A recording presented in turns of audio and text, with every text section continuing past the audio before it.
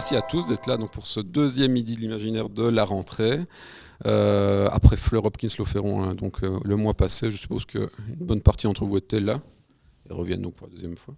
On est très heureux d'accueillir pour on a calculé tout à l'heure, 6e fois, maintenant, 6e année consécutive, Nicolas Tolop, qui vient de nous parler alors d'un sujet assez intriguant, je pense, pour la majorité d'entre vous, hein, qui est ce female gothique, donc ce sous-genre cinématographique dont il va nous exposer un peu la teneur aujourd'hui. Nicolas Tolop, pour ceux qui ne le connaissent pas, je vais quand même refaire un petit parcours. Donc, il est essayiste, journaliste, écrivain, rédacteur en chef notamment des Cahiers de la BD, de la 7e Obsession, donc une revue de cinéma. Les deux, je vous invite cordialement à découvrir si vous ne connaissez pas. Il est auteur de plusieurs essais, surtout en bande dessinée, en cinéma justement, sur Franquin, sur Astro Boy, sur Richard Fleischer. Voilà. Et donc quand je lui ai proposé alors d'intervenir dans le cadre ici d'un cycle des Midis Imaginaires consacré à la romance et de manière plus générale à la production féminine, on va dire, production populaire féminine, qui englobe aussi la représentation de la femme ou des femmes dans la culture pop, et bien, il m'a proposé donc ce sujet très intriguant de female gothique, assez spontanément, alors que je pense que personne ne connaissait ça à peu près avant, par les spécialistes du cinéma, peut-être dit que quand même une petite idée de ce que c'est. Voilà. Et donc, tout de suite, j'ai dit oui, évidemment. Et je vais tout de suite vous le laisser alors se lancer là-dedans. Il y aura un peu de la captation, il y aura un peu de projection.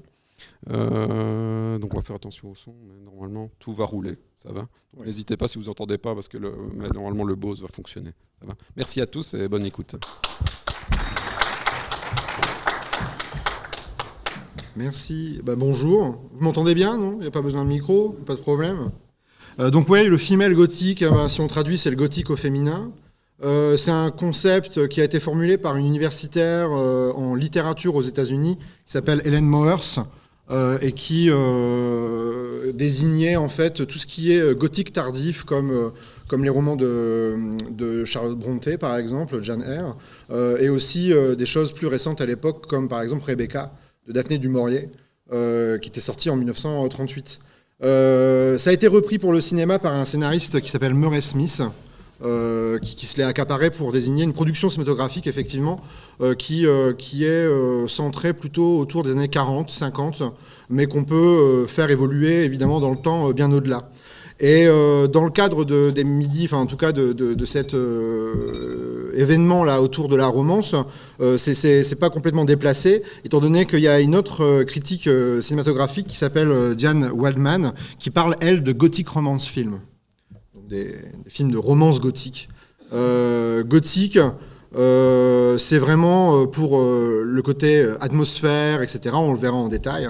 Mais sinon, en fait, ces films-là, c'est plutôt un genre hybride entre le film noir, pour le côté enquête, crime, le mélodrame, parce qu'il y a beaucoup question de problématiques sentimentales, émotionnelles, et de psychologie, évidemment féminine. À ce titre, ça renvoie aussi à pas mal de fictions de type freudienne qui sont produites à l'époque dans les années 40, dans le sillage par exemple de la maison du Dr Edwards de Alfred Hitchcock. Et il y a aussi vraiment un sous-genre de films de cette époque-là qui s'appelle la fiction du portrait peint, qui mettent en scène des portraits de la peinture, comme par exemple dans Laura d'Otto Preminger. Mais il y a vraiment tout un tas de films à l'époque qui se focalisent sur cet accessoire du portrait qu'on va beaucoup retrouver dans les films de female gothique. Donc là-dedans, ce qui est important évidemment, c'est la question du gothique, qui n'a pas attendu évidemment les années 1940 pour être formulé. Le gothique, à la base, j'apprends sans doute pas grand-chose à personne, mais ça désigne un style architectural du XIIIe jusqu'au XVe siècle, donc qui se caractérise par des ogives, des bâtiments monumentaux, plutôt d'inspiration médiévale. Et par extension, à partir de la fin du XVIIIe siècle, ça va désigner un type de production de fiction, de roman, notamment en Angleterre, mais en fait ça va se propager dans le reste de l'Europe et en particulier en France et en Allemagne, qui ont pour cadre justement ce genre d'architecture. Donc historiquement, le premier roman gothique, ce serait le château d'Otrante, d'Horace Walpole, qui met en scène évidemment déjà une héroïne dans la grande tradition des jeunes filles en détresse, sujets à des apparitions a priori surnaturelles, des fantômes, une malédiction, etc. Souvent en fait de l'ordre d'une sorte de machination qui est en fait beaucoup moins surnaturelle qu'en apparence. Souvent c'est des êtres humains qui sont derrière, qui tirent les manettes pour faire flancher la jeune héroïne, et généralement pour lui soustraire un héritage. Donc ça c'est le premier roman. Celui qui est vraiment le point d'entrée, ce serait celui de Anne Radcliffe, qui s'appelle les mystères du Dolph, qui là aussi met en scène une jeune fille à qui il arrive des aventures assez extraordinaires et surtout des mésaventures. Elle tombe amoureuse de la personne qu'il ne faut pas, etc. Et surtout, voilà, il y a des histoires de persécutions fantomatiques, spectrales. Donc ça, c'est vraiment le roman qui va lancer la vague gothique en Angleterre dans les premières années du 19e siècle. Anne Radcliffe, elle est intéressante et elle est importante pour le gothique parce qu'elle a beaucoup aussi formulé de théories en la matière. Il y en a une qui est intéressante pour s'intéresser à ce que c'est que le gothique en termes d'atmosphère et de finalité en dramatique. C'est qu'elle distingue en fait l'horreur et la terreur. Elle dit que l'horreur, pour elle, ça induit un rapprochement avec le sujet. On est trop proche du sujet et ça provoque du dégoût, de la répulsion. Tandis que la terreur, ça induit un recul avec le sujet, et du coup, la réception n'est pas la même, ça devient celle d'une fascination. Et donc, le roman gothique, la fiction gothique, c'est pas vraiment... Alors si, bien sûr, ça va devenir un sous-genre horrifique, notamment plus tard au cinéma, mais c'est souvent, en fait, quelque chose qui est beaucoup moins gore, par exemple, que les films d'horreur, type Massacre à la tronçonneuse, etc. C'est des films d'atmosphère. Où il y a un caractère fascinant qui se dégage de l'image, des décors, du cadre, de manière générale. Donc le décor du gothique, c'est vraiment ce qui est déterminant. Donc c'est souvent des châteaux, de préférence abandonnés, ou à moitié en ruine. Il y a évidemment tout ce qui est par extension les églises, les cimetières, toujours dans un cadre qui est plutôt nocturne, inquiétant, brumeux. Vous voyez, un clair de lune, etc. Et il y a des héroïnes en détresse, des monstres ou assimilés qui viennent du coup se greffer à ce genre d'imaginaire. Très vite, tout de suite, immédiatement, le gothique, c'est vraiment, pour la fin du XVIIIe, des récits qui mettent en concurrence la raison et la superstition. Et ça, c'est vraiment un héritage du siècle des Lumières en Europe. Il y a vraiment à cette époque-là une volonté en fait d'en finir avec les superstitions religieuses en particulier qui ont cadenassé l'autorité depuis des siècles et des siècles en Europe. Et donc la raison, c'est ce qui va justement permettre d'abolir ce genre d'emprise sur l'être humain. Et donc souvent, encore une fois, je le répète, on a quelque chose qui est a priori surnaturel, fantômes, apparitions, monstres, etc. Et en réalité, on s'aperçoit que tout ça était une machination du type Scooby-Doo, vous voyez. Non, c'était quelqu'un qui était masqué dans l'ombre et qui manipulait tout ça. En tout cas, il y a aussi, en termes de thématiques, beaucoup de questions de transgression sexuelle, notamment dans un cadre qui se veut décadent et qui renvoie en fait à la décadence de la noblesse et de l'aristocratie en Angleterre à cette époque-là. Il y a vraiment une sorte d'atmosphère comme ça qui est saisie en quelque sorte par le roman gothique. Et c'est donc beaucoup de romans qui mettent en scène la dégradation, la dégénérescence, la mort, la folie, et tout ça lié à une forme d'érotisme qu'on pourrait appeler un érotisme noir. Donc c'est des romans qui enregistrent en réalité la difficulté à surmonter le présent, les changements du présent, et à abandonner complètement le passé. D'où ce retour du passé incessant, notamment à travers l'architecture, notamment à travers les secrets enfouis dans le passé, notamment à travers ces fantômes ou faux fantômes qui viennent persécuter les héros et les héroïnes. Dans tous les cas, le gothique ne s'arrête pas du tout au début des années du 19e siècle, il va ressurgir régulièrement, et notamment en réaction à l'époque, très souvent. Par exemple, on va parler de gothique tardif ou de gothique victorien, notamment en réaction à l'industrialisation de l'Angleterre. On a peur du progrès, on a peur de ces usines qui viennent défigurer le paysage britannique, et donc on s'en remet aux fantômes du passé, à cette tradition qui vient hanter, si vous voulez, la modernité. Et ainsi de suite, à chaque fois qu'il y a un grand changement comme ça, on a l'impression que le gothique revient sur le devant de la scène. Et c'est particulièrement vrai dans les années 30, aux États-Unis, qui sont frappés par la crise économique, le krach boursier, une crise politique aussi qui se veut mondiale. C'est à cette époque-là que le studio Universal va produire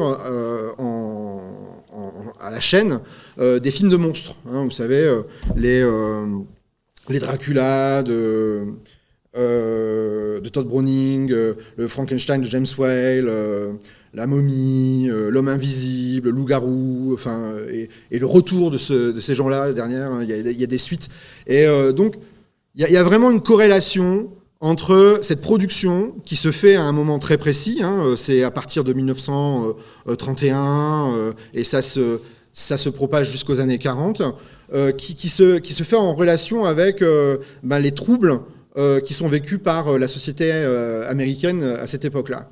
Et le monstre, en particulier, il est décrit d'une façon très originale, parce que c'est pas ce monstre, vous savez, dont on a forcément peur, l'altérité qui est vraiment horrible. C'est quelque chose de beaucoup plus ambigu.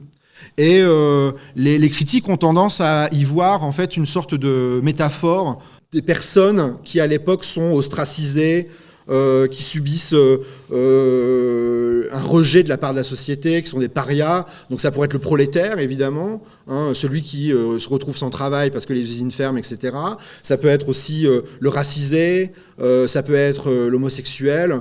Et en fait, selon les films et selon les péripéties, c'est vrai qu'on peut faire des rapprochements assez féconds avec cette façon de voir les choses.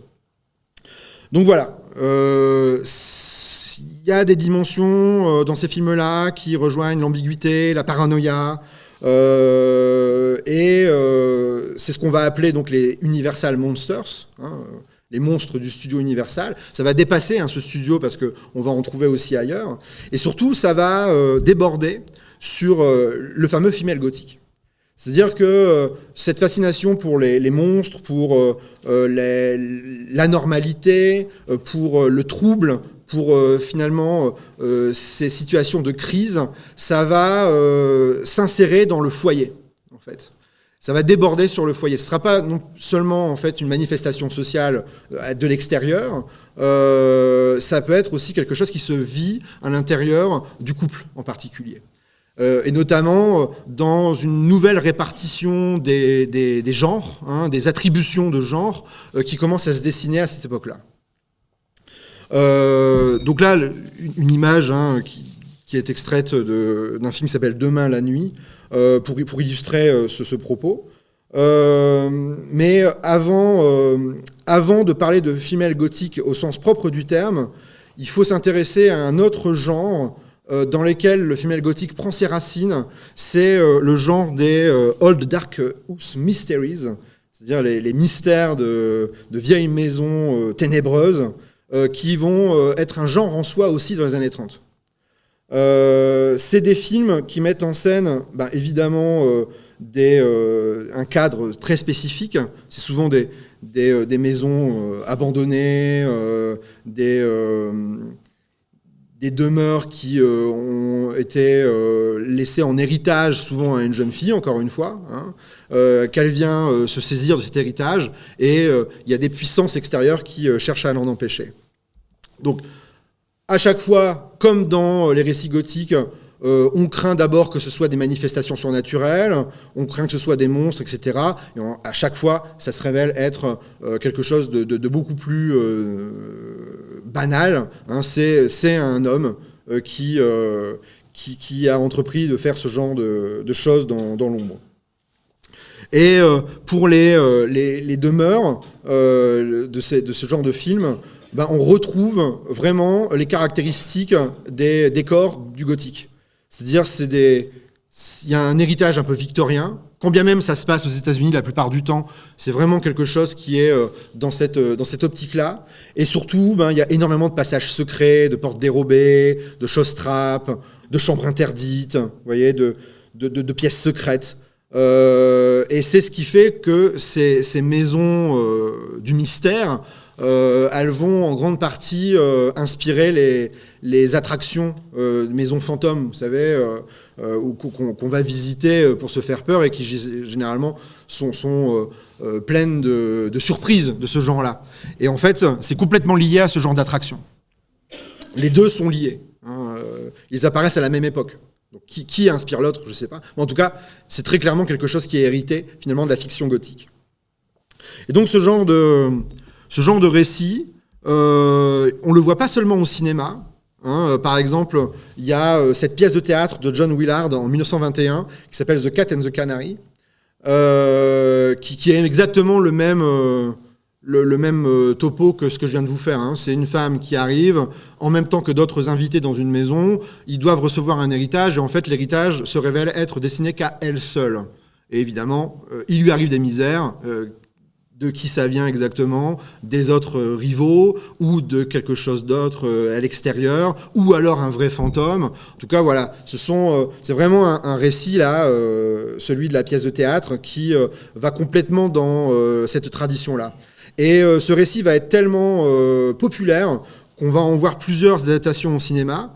Il y en a une 6 ans après, par Paul Leni, qui est un chef-opérateur européen très inspiré il a participé à l'expressionnisme allemand, et donc à ce jeu sur les lumières, sur l'obscurité, etc., qui va lui aussi largement contribuer à définir ce que c'est que le film gothique. Et puis on en a aussi une adaptation en 1939, très belle, avec Bob Hope et Paulette Goddard, qui est presque du film gothique déjà, pour le coup. En fait, c'est vraiment le même récit. Le récit va être repris à la lettre, mais c'est simplement la façon de le mettre en scène, et notamment la proximité géographique, parce que le premier film de femelle gothique, historiquement parlant, c'est en 1940, c'est Rebecca. Vous voyez, on a un an près, donc il y a une sorte de passage de relais qui se fait à travers les deux films. Bon, la grande différence, c'est qu'il y a beaucoup de marques d'humour dans ce récit-là, The Cat and the Canary, qu'il n'y a pas dans les films de femelle gothique. L'orientation est plutôt mélodramatique. Et donc, vous voyez, ces images-là, ce jeu sur le clair-obscur, ce jeu sur l'image de la terreur. Vous voyez, on est dans le côté terreur qu'évoquait Anne Radcliffe. Ça fait partie intégrante du succès de ce film, qui va être phénoménal à l'époque. Et donc, je vais vous en présenter un extrait. C'est presque parodique.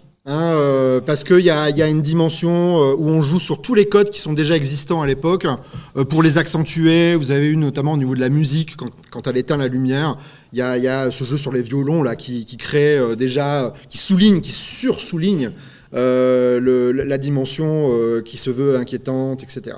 C'est surtout un remake, vraiment presque plan par plan, du film de Paul Leni, muet de 1927. Mais c'est ce jeu justement distancié qui est intéressant et qui permet de mieux catégoriser les codes de ce que va être le gothique au féminin. La seule différence avec le gothique au féminin, c'est le côté sensationnel. Vous voyez, le fait de montrer explicitement la menace, de montrer là cette main par exemple qui sort là d'une sorte de trappe à la tête du lit. Ça, c'est des choses quand même qu'on va pas forcément revoir de manière explicite dans le gothique au féminin, qui va être beaucoup plus suggestif. Mais sinon, on retrouve l'idée de l'héritage, parce qu'elle a trouvé le collier qui était caché dans la maison, elle a réussi à le trouver entre-temps, et elle s'amuse avec, elle le met, etc. Bon. Y a l'idée de maison qui est un peu menaçante, bon, très explicitement à la fin avec cette main qui sort littéralement d'un mur. C'est comme si c'était une sorte d'excroissance de la maison qui s'attaquait à elle. Mais sinon, tout ce qui est autour de la maison est un peu inquiétant. hein. Dans le jardin, il y a un garde qui est là pour protéger les habitants. Puis bon, finalement, il a une attitude un peu voyeuriste, qui est pas forcément très rassurante, finalement, pour le coup. Et puis il y a une sorte de vagabond, en fait c'est un évêque de prison, hein, qui se cache aussi dans le parc, qui est là aux fenêtres de l'héroïne. Enfin, tout ça crée une menace qui est prégnante en fait autour de cette maison. Il y a aussi, vous avez remarqué peut-être tout ce qui est image de l'espace clos. Il y a les barreaux à la fenêtre, il y a le fait qu'elle s'enferme à clé. Donc, a priori, elle est protégée. Ce qui est intéressant, c'est que cette protection, elle se retourne contre elle, vu qu'elle se retrouve enfermée, au final, dans cet espace. Notamment parce qu'il y a quelqu'un à l'extérieur qui a fait tomber la clé de la porte, et que dans la panique, elle ne le voit pas. Et donc, poussée dans ses retranchements, elle en perd connaissance. Mais vous voyez, c'est intéressant cette histoire d'espace qui se retourne contre l'héroïne. Parce que ça, c'est vraiment quelque chose qu'on va retrouver de manière très très très importante dans le gothique au féminin. La question de l'espace, vous allez voir, elle est absolument fondamentale. Et puis, que dire d'autre ? Évidemment, voilà, ça sous-entend évidemment qu'il y a des passages dérobés dans la maison, que la maison n'est pas seulement ce qu'elle paraît être, qu'il y a un autre espace derrière. Hein. Et c'est cet espace-là, justement, qui est caché, qui est occulté, qui apparaît comme une menace pour l'héroïne. Donc, vous voyez, c'est le film passage de relais, en quelque sorte, avec ce que va être le gothique au féminin l'année suivante avec Rebecca. Tout à l'heure, je vous ai dit que ça se manifestait à un moment très particulier, ce gothique au féminin, notamment pour la condition féminine, parce que c'est le moment où, justement, la place des femmes dans la société, elle est redéfinie. En fait, elle n'a cessé d'être redéfinie depuis la Première Guerre mondiale. Le fait, par exemple, que les hommes partent au front, laissent les femmes s'occuper de la société en quelque sorte et occuper finalement des postes qui sont normalement attribués aux hommes, en fait ça redéfinit la condition féminine et ça fait que ça crée une espèce de trouble, de zone un peu d'ombre avec ce que doit être la société par rapport à ce qu'elle était auparavant. Et donc cette redéfinition du féminin, elle devient quelque chose de positif évidemment, mais aussi elle est vécue comme quelque chose d'inquiétant parce que nouveau. Parce que c'est une place qui doit être conquise,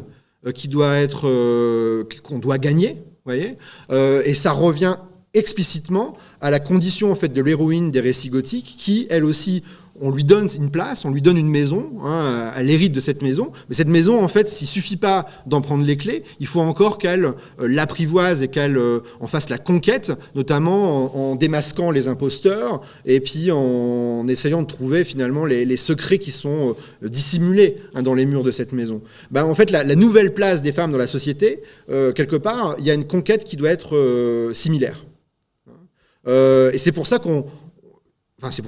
en partie, c'est comme ça qu'on peut l'expliquer en termes historiques et culturels, que le gothique au féminin devient quelque chose de très populaire à cette époque-là, à partir de 1940 et jusqu'à la fin des années 40 en particulier.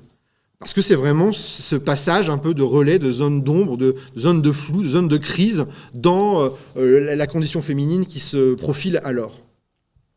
Et donc la question, c'est comment redéfinir cette place dans la société, comment se l'approprier, et comment ça se traduit cette question-là, souvent par un motif prégnant qui est décliné de film en film dans le gothique au féminin, c'est des femmes qui généralement sont hantées par d'autres femmes. C'est des femmes qui sont persécutées par des rivales, c'est des femmes qui sont persécutées par leur double. Quelquefois, c'est le double au sens explicite du terme, comme dans La double énigme de Robert Siodmak, où là, le terme doppelganger n'est pas usurpé. En fait, c'est une jumelle, tout simplement. Mais une jumelle pas gentille. Et puis même la figure de la mère, quelquefois, est mise en perspective comme étant inquiétante dans ce genre de film. Tout ça, en fait, ce sont des projections qui permettent de concrétiser les peurs du féminin à l'époque. De quelque chose qui est nouveau dans leur identité et qui doit, du coup, être apprivoisé ou expérimenté, quelquefois, dans la douleur. Et par l'expérimentation aussi de la terreur. Donc c'est des récits qui, comme le gothique, comme les récits de maisons ténébreuses et mystérieuses, sont fondés sur l'ambiguïté. Déjà, l'ambiguïté de l'héroïne, parce que c'est toujours une femme qui est victime de la persécution des autres, etc. D'autres femmes, mais bien souvent aussi de son mari. Et ces femmes victimes sont aussi des femmes d'action, dans la mesure où elles se font enquêtrices sur ce qui se déroule dans le récit. Il y a une ambiguïté qui est propre aussi, encore une fois, au gothique, c'est l'ambiguïté entre le surnaturel. On a l'impression que tout est surnaturel, tout est induit par des présences fantomatiques, etc. Mais en fait, c'est surtout des explications qui sont psychologiques. Et il y a une ambiguïté, évidemment, au sein même du fonctionnement domestique, entre un modèle de femme morale, oui, la moralité domestique telle qu'elle est, en tout cas défendue à l'époque, et une sexualité un peu plus débridée, autodéterminée, qui ressemble finalement un peu plus à la sexualité masculine. Donc c'est tout un tas d'ambiguïtés comme ça qui sont utilisées dans ce genre de récit. Et aussi, évidemment, j'en parlais tout à l'heure, c'est pas seulement la figure féminine qui fait peur en soi, qui fait peur à l'héroïne, c'est aussi et surtout, quelquefois, le mari lui-même qui se veut une espèce de tyran domestique. Et cette tyrannie, cet enfermement sous l'autorité du mari, justement, elle se manifeste dans l'architecture gothique. Et notamment dans l'enfermement au sein d'une maison qui se veut quelquefois un peu inquiétante. Bon, là, j'ai choisi un photogramme qui, pour le coup, est très explicite en la matière. Pour un titre de film qui l'est tout autant, Le Château du Dragon. Le dragon en question, c'est Vincent Price. Donc, pour ceux qui connaissent, évidemment, c'est le monsieur qui fait peur. Et c'est le monsieur dont Jane Tierney est amoureuse.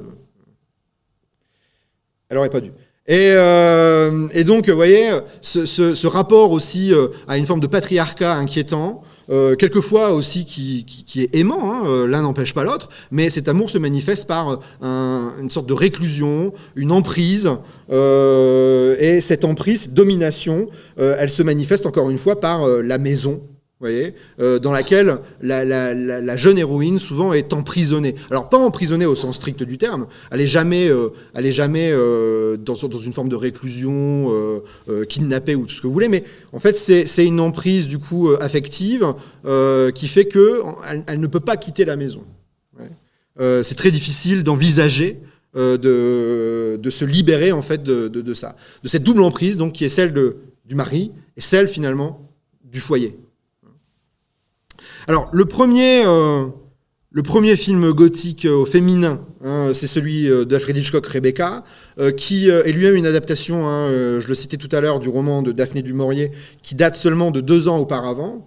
Il y a beaucoup de différences entre les deux, mais malgré tout, dans l'esprit, il est très très fidèle. Et c'est un film qui pose toutes les bases. On va y revenir régulièrement. Et on va aussi s'intéresser à un autre film qui est très inspiré par Rebecca.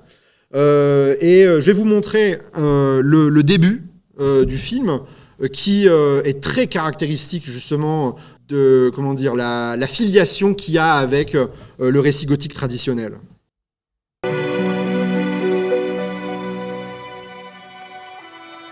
Last night, I dreamt I went to Manderley again. It seemed to me I stood by the iron gate leading to the drive, and for a while I could not enter, for the way was barred to me. Then, like all dreamers, I was possessed of a sudden with supernatural powers and passed like a spirit through the barrier before me. The drive wound away in front of me, twisting and turning as it had always done. But as I advanced, I was aware that a change had come upon it. Nature had come into her own again, and little by little had encroached upon the drive with long, tenacious fingers. On and on wound the poor thread that had once been our drive. And finally, there was Manderley. Manderley, secretive and silent. Time could not mar the perfect symmetry of those walls. Moonlight can play odd tricks upon the fancy, and suddenly it seemed to me that light came from the windows. And then a cloud came upon the moon and hovered an instant like a dark hand before a face. The illusion went with it. I looked upon a desolate shell with no whisper of the past about its staring walls. We can never go back to Mandalay again. That much is certain. But sometimes, in my dreams, I do go back to the strange days of my life, which began for me in the south of France. Là, le gothique, il est défini par cette séquence. Le film commence par ça. Il y a le générique juste avant, et après, en fait, l'atmosphère est posée d'emblée avec cette introduction qui est magnifique, que je trouve magnifique, et qui reprend en fait tous les codes qui sont ceux de la littérature gothique. Vous voyez, déjà, c'est un rêve. Donc, on est dans un récit de rêve. Et même à l'intérieur de ce récit de rêve, ce qui est intéressant, c'est qu'on croit qu'il y a une lumière qui s'allume dans la maison, mais non, c'était juste le reflet de la lune. Vous voyez, même dans le rêve, en fait, le surnaturel est éventé et il y a une explication rationnelle qui apparaît. Sinon, vous voyez, il y a tout ce qu'il faut, la végétation qui a pris le dessus sur ce qui avait été apprivoisé par l'homme auparavant, le château, la propriété Manderley qui est en ruine, la suggestion d'un passé récent qui est tumultueux, qui est dramatique, qui se conclut par la chute de Manderley, on le comprend comme ça. Et puis surtout, voilà, tout ce qui est personnification. Il y a des phrases où on voit on comprend que la nature, c'est comme des mains qui se profilent comme ça sur le chemin. La maison aussi reprend vie. Vous voyez, c'est vraiment tout un tas de poncifs gothiques qui montrent bien que le gothique au féminin, ça a vraiment une filiation très très directe avec le genre littéraire de la fin du XVIIIe et XIXe. Et puis l'image du rêve aussi renvoie à l'image de la hantise, notamment avec la répétition de « nous n'irons plus jamais à Manderley », etc., qui frappe le lieu d'interdit. Qu'est-ce qui s'est passé pour qu'on n'y revienne plus, finalement ? Et évidemment, le flashback commence avec la vue sur cette fenêtre détruite qui nous ramène au début du récit, au moment où l'héroïne va rencontrer celui qui va devenir son mari, etc. etc. Donc il y a vraiment une atmosphère ici qui est importante.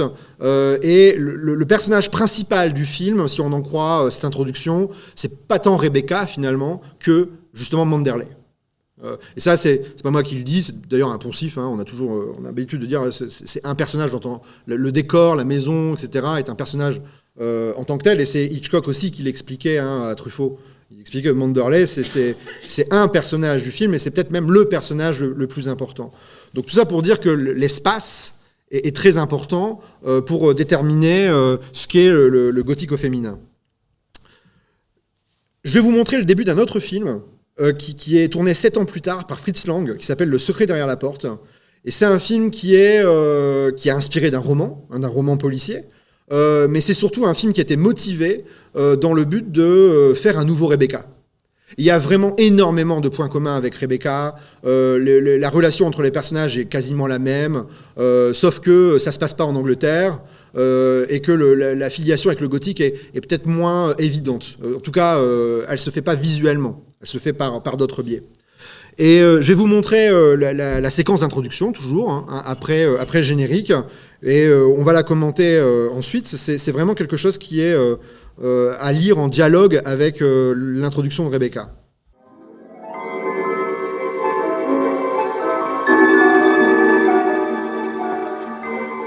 I remember, long ago I read a book that told the meaning of dreams.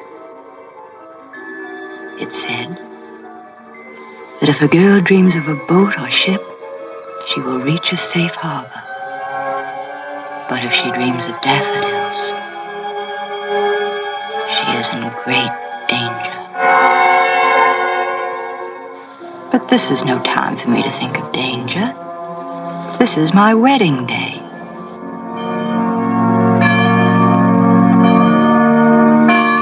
Something old, something new, something borrowed, something blue.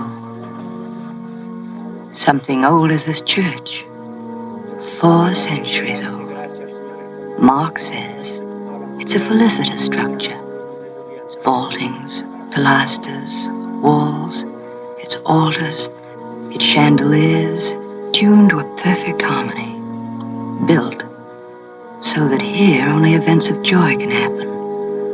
400 years of joy. And something new is Mark himself. And love is new for me.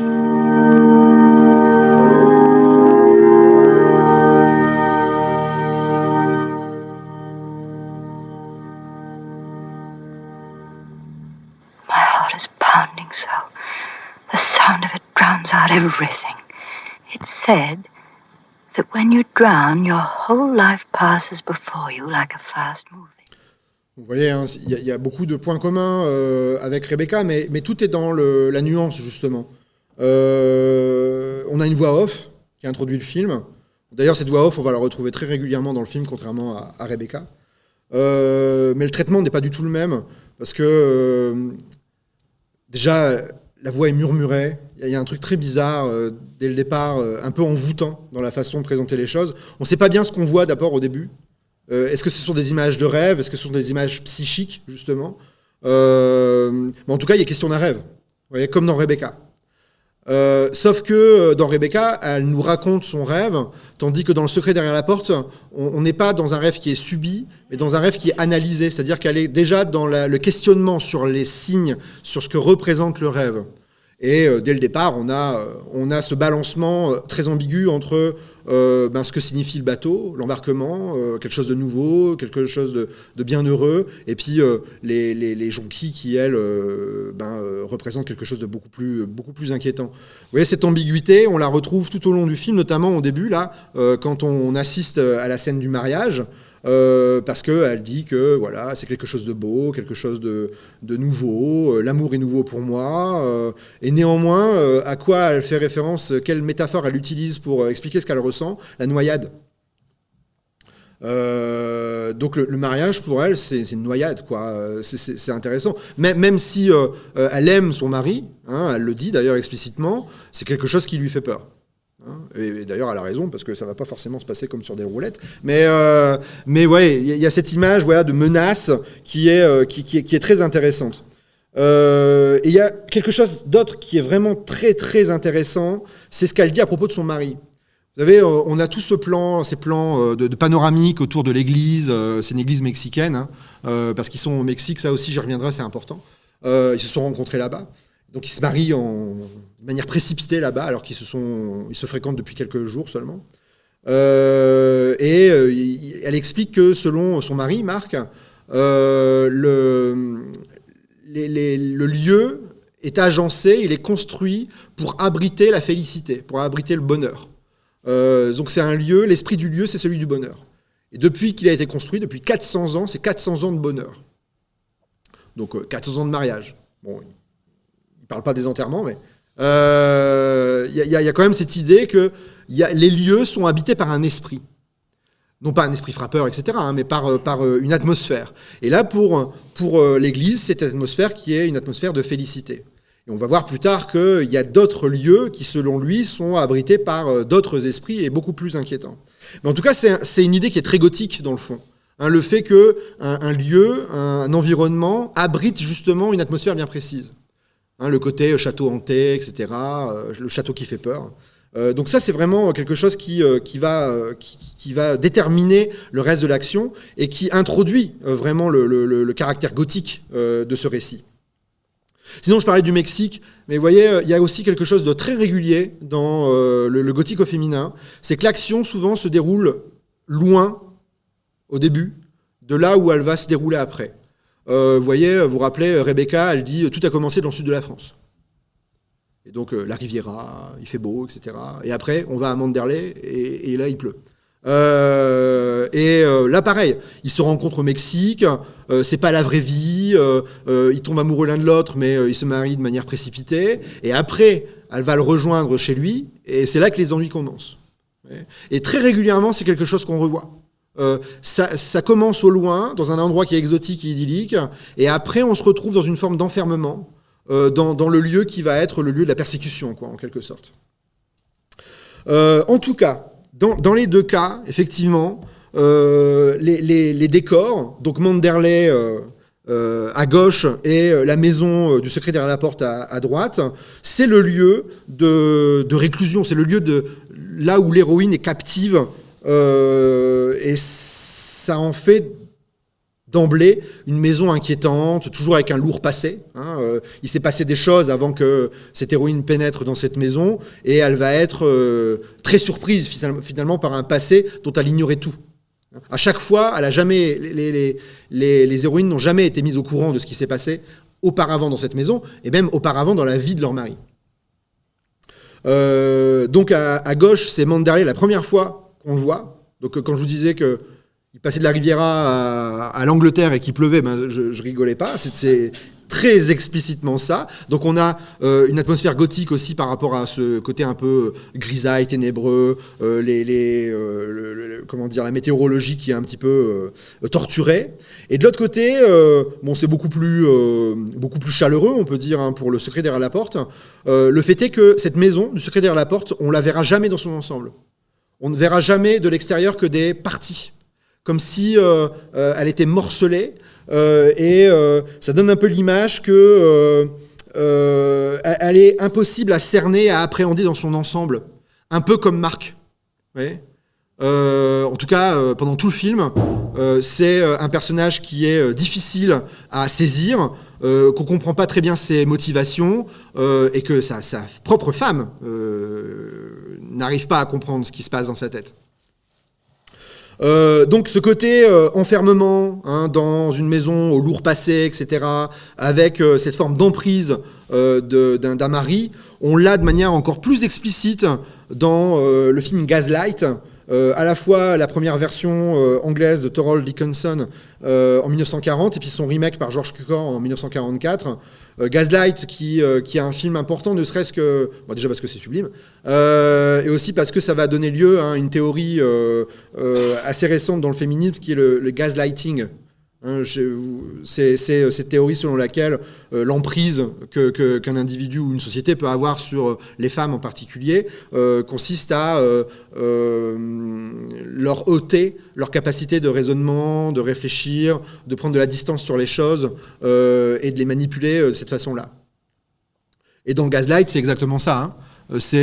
D'ailleurs, ça commence par un mariage qui se fait en Italie, évidemment. En tout cas, c'est la lune de miel. Et après, ils viennent dans cette maison. Et là, c'est là que tout devient beaucoup plus inquiétant pour l'héroïne, parce que son mari fait croire qu'elle est folle en manipulant l'éclairage au gaz de la maison. Il baisse l'éclairage au gaz. Donc, elle dit, mais tiens, il fait plus sombre. Et lui dit, mais non. C'est très clair. Donc, elle devient à moitié folle à cause de ça. Et voilà, il y a quelque chose de... Ce film-là, c'est un peu le film théorème de ce que je vous disais par rapport à l'emprise masculine et à cet enfermement dans la maison qui devient un piège. La maison elle-même devient un piège et participe au piège, vous savez, par rapport à l'éclairage en particulier. Ce qui est intéressant aussi dans tous ces films, je vous mets une image de la version de George Cukor, où évidemment elle est très inquiète par rapport à l'éclairage. Ce qui est intéressant dans ce genre de film, c'est ce que je vous ai dit, il y a un enfermement dans l'espace. Ces héroïnes sont enfermées dans une maison. C'est pas qu'elles sont enfermées à clé, etc., mais c'est vraiment, elles sont dans une sorte de dépendance toxique avec la maison, au même titre qu'il y a une dépendance toxique avec le mari. Donc elle ne peut pas en sortir. Et en même temps, à chaque fois, au sein de la maison, et ça c'est fascinant, il y a une pièce qui lui est interdite, dans laquelle elle ne peut pas rentrer. Et c'est comme si l'héroïne était constamment coincée dans une sorte de stase entre pas possible de sortir de la maison et impossible de rentrer dans une pièce en particulier qui, évidemment, cristallise son désir de vouloir pénétrer à l'intérieur, qui pourrait expliquer aussi la raison pour laquelle elle ne sort pas de la maison. Parce qu'elle veut rentrer dans la pièce. Enfin, j'espère que vous me suivez. Mais il y a ce côté très retournement de l'espace sur lui-même. Vous voyez ? À la fois, elle ne peut pas sortir, en même temps, elle ne peut pas rentrer. C'est le cas dans Gaslight, parce que le mari est reclus dans un grenier dans lequel elle ne peut pas pénétrer. Pareil, dans le Château du Dragon, vous savez que je vous Vous évoquez tout à l'heure, le mari aussi, on ne sait pas ce qu'il fait dans une pièce en haut du donjon, et donc elle est toujours en train de vouloir savoir. Enfin bon, il y a un truc qui se cristallise par rapport à ces pièces interdites, qui renvoie évidemment à autre chose que le gothique, c'est les contes de fées, notamment Barbe Bleue. La pièce interdite de Barbe Bleue, c'est exactement ça.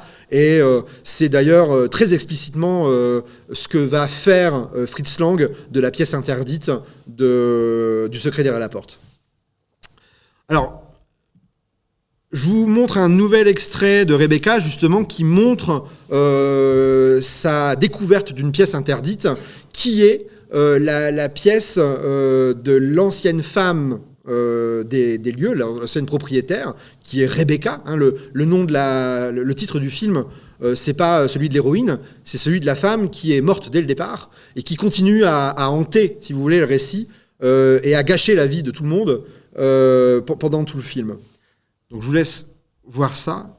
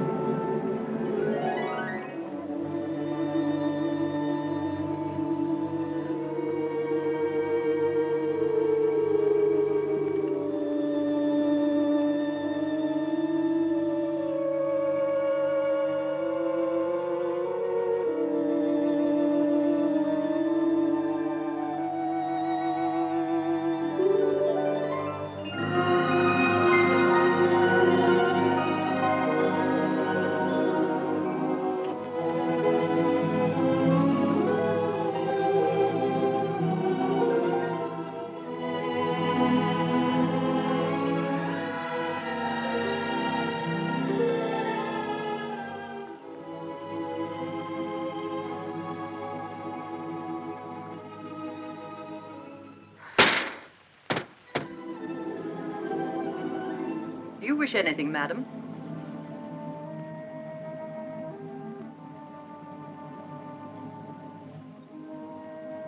I didn't expect to see you, Mrs. Danvers. I noticed that the window wasn't closed, and I came up to see if I could fasten it. Why did you say that? I closed it before I left the room. You opened it yourself, didn't you?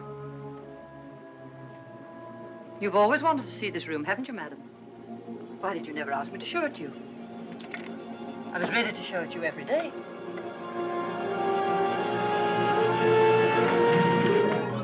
It's a lovely room, isn't it? Loveliest room you've ever seen. Everything is kept just as Mrs. De Winter liked it. Nothing has been altered since that last night. Come, I'll show you her dressing room. Vous voyez, je vous parlais de rivales, enfin en tout cas de figures féminines inquiétantes, de femmes hantées par des femmes. Donc non seulement l'héroïne, elle est hantée par le souvenir de l'ex-femme de son mari, Rebecca, mais en plus, il y a la gouvernante, qui elle aussi est pour le moins inquiétante, et qui visiblement avait des relations privilégiées avec son ancienne maîtresse. Donc c'est encore une fois, c'est une séquence qui est caractéristique du gothique au féminin, c'est-à-dire l'exploration de l'espace jusqu'à pénétrer là où elle ne doit pas rentrer. On lui fait comprendre qu'elle ne doit pas rentrer, même si on lui dit mais si vous vouliez, je le vous aurais montré, etc. Mais on comprend qu'elle n'a rien à faire là. La façon dont Mme Danvers fait irruption montre bien qu'elle a commis une faute. Donc voilà, l'idée déjà d'exploration de l'espace, et notamment pour aller dans une pièce interdite, généralement, la plupart du temps, c'est monter un escalier ou le descendre. C'est soit aller dans le grenier, bon là évidemment c'est pas un grenier, ou alors c'est un joli grenier, mais c'est souvent monter les marches, ou alors descendre dans la cave. Ouais. C'est quand même les deux lieux qui, dans le gothique, et notamment dans le gothique américain, cristallisent l'angoisse, la menace et le souvenir d'un passé qui est perturbé et qui est empreint de fatalité. Donc le grenier et la cave. Bon là, elle monte non pas au grenier, mais dans la chambre de Rebecca. Il y a ce plan, évidemment, qui est... qu'on va retrouver, qui est anecdotique hein, peut-être, mais qui fétichise, vous voyez, l'idée de rentrer dans la pièce, de passer le pas, de faire quelque chose qui est interdit. Et d'ailleurs, je ne sais pas si vous vous souvenez la séquence en question, mais elle hésite. Ouais. Est-ce qu'elle le fait vraiment ? La chambre de Rebecca, elle est impeccable, hein. Elle n'attend plus que le retour de Rebecca, visiblement. Mais ce qui est intéressant aussi, c'est qu'il y a tout un jeu sur les rideaux. Il y a des rideaux partout, tout le temps, même là où on ne les attend pas. Donc il y a des rideaux qui permettent de faire des projections, vous voyez, comme celle-là. Ça fait un peu très cinématographique. Des silhouettes, des ombres chinoises qui se découpent là derrière le rideau. Il y a le fait de franchir des rideaux, vous voyez, pour vraiment pénétrer réellement dans la pièce. Il ne suffit pas d'ouvrir la porte, il faut aussi écarter, être dans le dévoilement, vous voyez, du mystère. Et puis, ce dévoilement, on l'a à plusieurs reprises. Hein. Elle-même, l'héroïne, ouvre les rideaux pour y voir plus clair. La première fois que Madame Danvers apparaît, c'est à travers des rideaux. On se demande bien ce qu'ils font là, d'ailleurs, ces rideaux, au milieu de la pièce. Si ce n'est pour rendre la silhouette un peu vaporeuse, vous savez, inquiétante, spectrale, fantomatique. Elle-même, hein, pour aller à la rencontre de l'héroïne, elle doit passer à travers les rideaux. Et puis, quand Madame Danvers dévoile l'ensemble de la pièce, c'est quand elle fait ce spectaculaire lever de rideau, là, qui est souligné par la musique, hein, qui se veut un petit peu une sorte d'envolée lyrique à ce moment-là. Et là, c'est très théâtral. Ouais. Au-delà de ce qu'on vient de dire par rapport au dévoilement, on a l'impression que l'ouverture des rideaux, c'est l'ouverture d'une pièce de théâtre, quoi. Et le fait est que cette chambre, c'est une pièce de théâtre, c'est un décor de théâtre, parce que c'est un décor qui n'est pas un décor de vie, vu qu'il ne sera jamais plus habité par celle qui en avait la possession et l'usage. Donc il y a un côté artificiel, si vous voulez, dans l'entretien de cette chambre qui n'est destiné à personne, en réalité, ouais, qui n'est destiné qu'à la simulation. Dans une séquence juste après, enfin c'est dans quelques secondes après, hein, Madame Danvers lui explique à l'héroïne qu'est-ce qu'elle faisait dans la chambre, etc. Et elle l'installe devant la coiffeuse et elle fait mine de lui brosser les cheveux. Elle a une brosse dans les cheveux, mais elle lui brosse pas les cheveux. Elle fait semblant de brosser les cheveux. Parce qu'il ne faudrait surtout pas que la brosse de Rebecca, elle touche les cheveux de la nouvelle. Ça, ce ne serait pas possible. Mais il y a un côté mausolée, vous voyez. Il y a un côté mausolée qui est entièrement dédié à la simulation, quelque part. Et ce côté mausolée, on le voit dans un détail sur lequel on met pas beaucoup l'accent, mais qui est présent dans beaucoup de plans, c'est le bouquet de fleurs. Donc ça fait un peu bouquet de fleurs pour fleurir une tombe, mais c'est surtout comme si on entretenait une chambre pour quelqu'un qui y vit, quoi. Or non, il y a personne qui habite là. C'est une chambre qui est dédiée à la mort, en fait. Je vais vous montrer l'extrait qui correspond quelque part dans Le secret derrière la porte, où là l'héroïne elle entre pour la première fois dans sa chambre, qui est la chambre de l'ex-femme de celui qu'elle vient d'épouser, Éléonore, et qui est morte aussi. Ils ont vraiment pas de bol. Hein. Et donc, vous voyez, je vous ai expliqué qu'ils sont mariés au Mexique, etc. Lui, il a dû partir précipitamment parce qu'on l'a appelé. Donc déjà, elle est un peu dégoûtée. Et elle arrive sur son lieu de vie toute seule, quoi. Hein, elle doit se débrouiller. Elle est accueillie par la sœur de son mari, de Marc. Vous allez la voir, hein, c'est celle qui fait la visite des lieux. Et coup sur coup, elle apprend que Marc a un fils. Ça aurait été bien de prévenir. Et que la maman est morte. Et elle, vous allez voir, elle fait semblant de rien. Elle accuse le coup.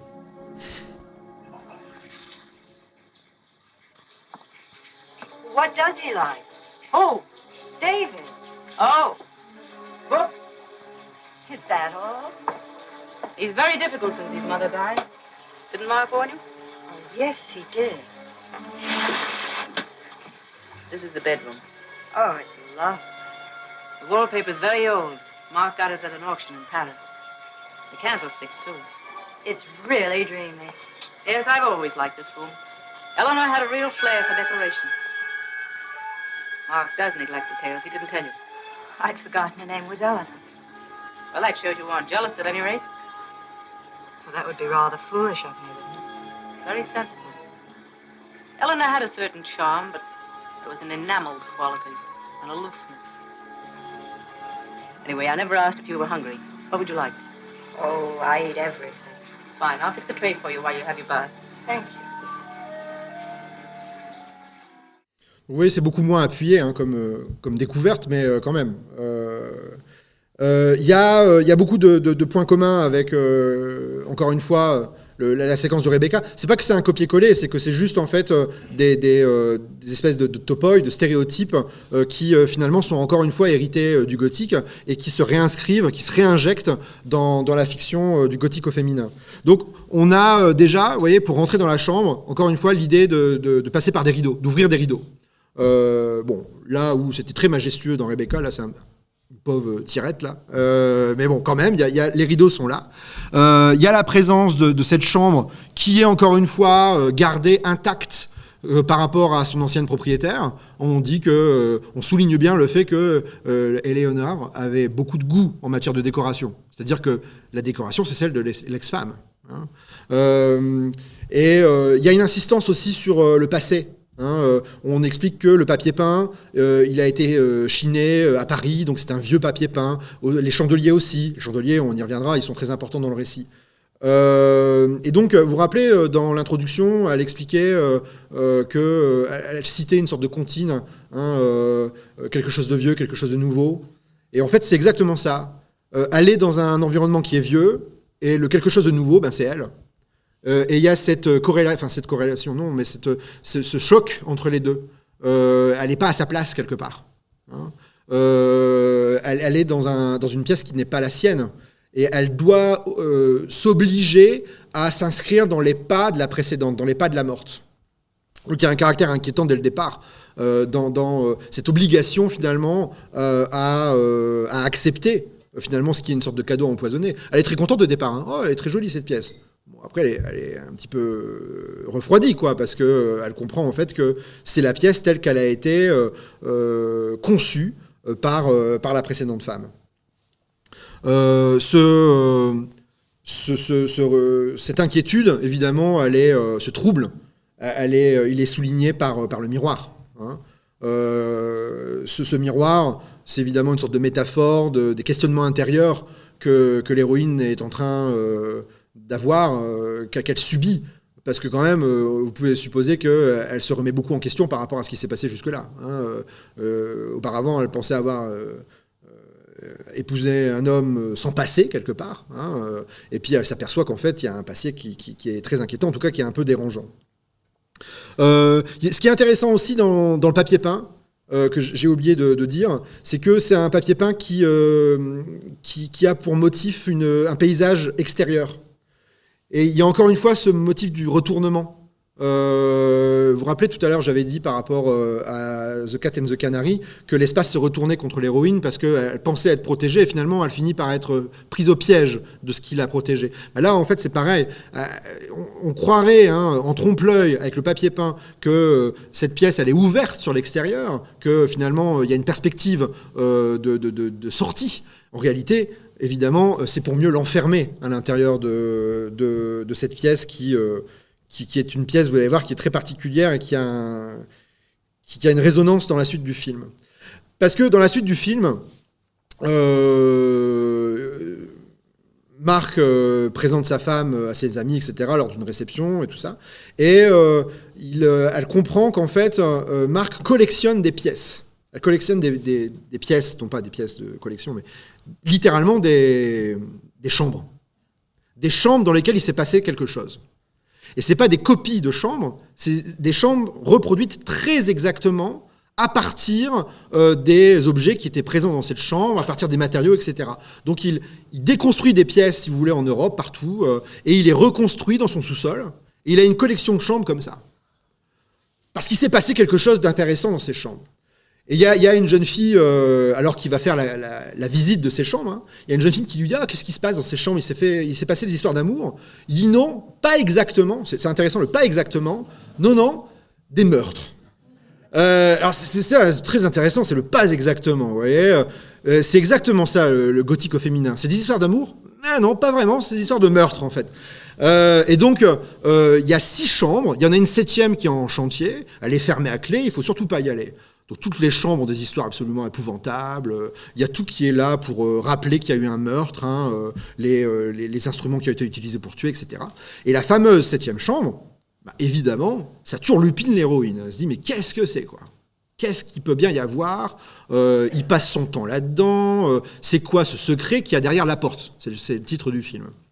Donc elle finit par faire une copie de la clé pour pouvoir y entrer. Et c'est la séquence que je vais vous montrer.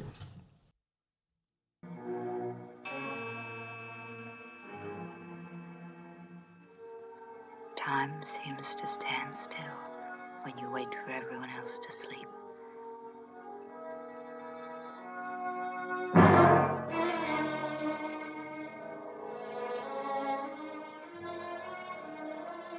If I don't do it now, I'll never dare. Je précise juste quelque chose qui est important. Pour faire la copie de la clé, elle avait utilisé un bout de chandelle qui est, vous savez, au chandelier dans sa chambre, pour faire le moule, si vous voulez. Et donc, du coup, depuis, dans sa chambre, il y a une chandelle qui est comme avant, et puis il y en a une qui est beaucoup plus petite. Et on l'a vu, hein, quand elle a dit le temps s'arrêtait, etc. On revoyait les deux chandeliers avec les 2 cierges. Donc un cierge qui est beaucoup plus petit.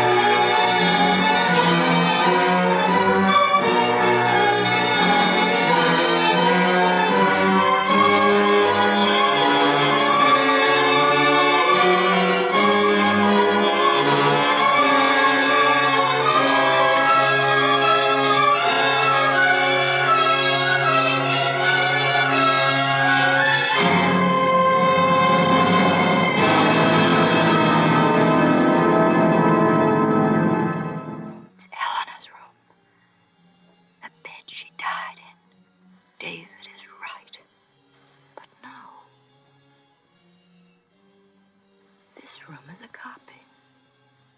The others are actual rooms. What can it mean, then?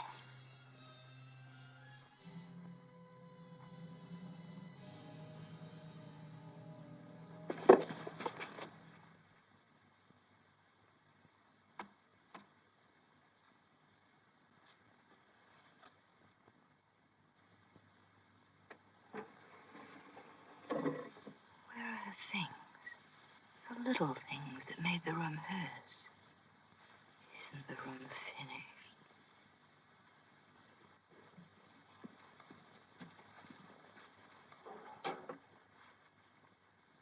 But Mark said it was finished.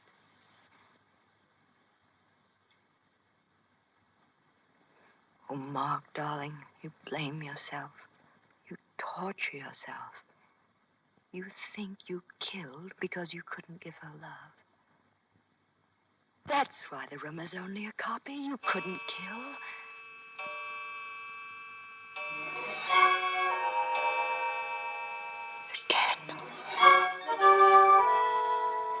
my room. It's waiting for me.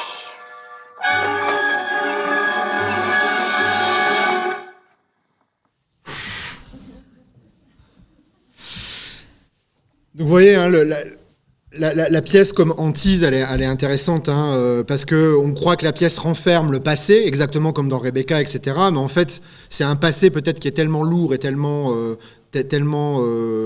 comment dire, empreint d'hantise, que c'est un passé qui risque de se répéter finalement. Et que c'est la mort de sa propre femme qui va répéter, en la tuant. Hein, en tout cas, c'est ce qu'elle soupçonne à ce moment-là. Et elle n'a pas tort. Mais vous voyez, l'insistance sur la clé qui est donc la clé comme dans Barbe Bleue. Hein, y a l'exploration de l'espace comme dans Rebecca. Là, cette fois-ci, elle descend l'escalier. Hein, un peu de variation, ça fait du bien. L'insistance sur le fait de franchir les seuils avec la poignée de porte, les rideaux. Là, pour le coup, on avait un vrai rideau théâtral. Hein, une vraie tenture, pas comme dans sa chambre quand on le lui montre. Et ce côté théâtral, on le voit aussi dans le décor lui-même. C'est une copie, comme elle le dit. C'est un décor qui est faux. Hein, parce que, pour le moment, ça n'est qu'une simulation. On attend, elle est en l'attente d'être complètement achevée, et elle ne sera achevée que quand, comme la bougie, on aura raccourci sa vie. Donc vous voyez, ce côté rapport à l'espace, il est vraiment très important.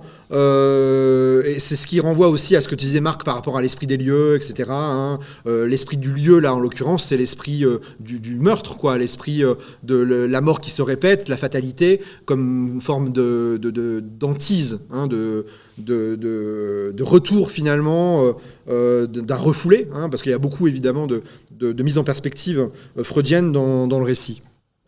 Alors, en allant très très vite et en ne vous présentant pas forcément d'extrait de film, ce film-là a un écho à son tour. Hein, lui-même est un écho de Rebecca, mais Le secret derrière la porte va être lui-même adapté, en quelque sorte, en tout cas réinvesti par un autre cinéaste en 1977, qui s'appelle Dario Argento, pour un film qui s'appelle Suspiria. C'est très clairement un hommage au secret derrière la porte. D'ailleurs, l'héroïne, l'actrice qui joue l'héroïne dans Le secret derrière la porte, qui s'appelle Joan Bennett, on la retrouve dans Suspiria, et elle est directrice d'une maison, d'une école de danse qui est extrêmement inquiétante. C'est la première fois qu'on la voit, vous voyez, dans le film, sous la pluie, comme Manderley. Et c'est un lieu qui est habité par le mal. On est exactement dans l'idée de les lieux ont un esprit, les lieux abritent quelque chose. Et là, c'est une sorte de centre du mal, vous voyez, de lieu de contre-initiation maléfique. On retrouve l'idée, on veut rentrer, on peut pas sortir, parce qu'au moment où l'héroïne, dans ce film-là, elle veut rentrer dans l'école, il y en a une qui s'échappe, et elle, on l'empêche de rentrer. Quand le lendemain, elle sera vraiment accueillie dans les lieux, elle ne pourra plus sortir. Évidemment, il y a une pièce secrète, il faut trouver où, etc. Et comme dans Le secret derrière la porte, vous voyez, cette pièce secrète, elle est en rapport avec ce décor-là, et on retrouve, vous savez, au mur, comme le papier peint du secret derrière la porte, un décor extérieur, en trompe-l'œil en quelque sorte, et c'est en franchissant ce trompe-l'œil qu'on va pénétrer à travers un rideau, toujours, le lieu secret. Donc vous voyez, le gothique au féminin, il ne s'interrompt pas dans les années 40, il est sans cesse réinvesti par l'imaginaire. Il y en a beaucoup de films qu'on pourrait qualifier de gothique au féminin dans les années 60, dans la foulée de Psychose.